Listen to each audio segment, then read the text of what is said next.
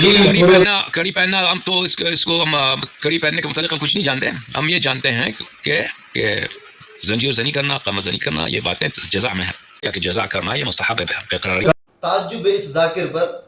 دیکھو کسی کہہ رہا ہے کہ جزا کرنا امام صاحب ائمہ کے لیے یہ ایک عبادت ہے اور ایک اچھی چیز ہے، حالانکہ یہ ان کی کتاب ہے اصول کافی، اور اس میں یہ باب الصبر والجزا والاسترجاع، اس میں امام صاحب نے خود فرمایا ہے کہ اس کی روایت نمبر 3، اس میں امام جعفر صادق فرمایا کہ ان الصبر والبلاء یستبقان الی المؤمن فیاتی البلاء وهو الصبور، کہ مومن کے پاس مصیبت اور صبر آتی ہے، جب اس کے بعد مصیبت پہنچتی تو مومن صبر کرنے والا ہوتا ہے.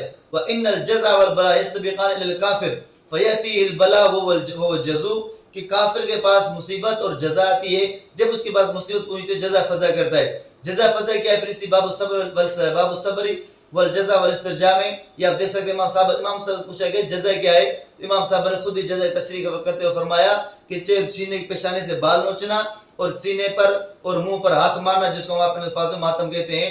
تو امام صاحب کہہ رہے ہیں کہ جزا کرنا کافروں کی نشانی ہے، اور یہ تمہارا ذاکر کہہ رہا ہے کہ جزا کرنا ثواب کا کام ہے.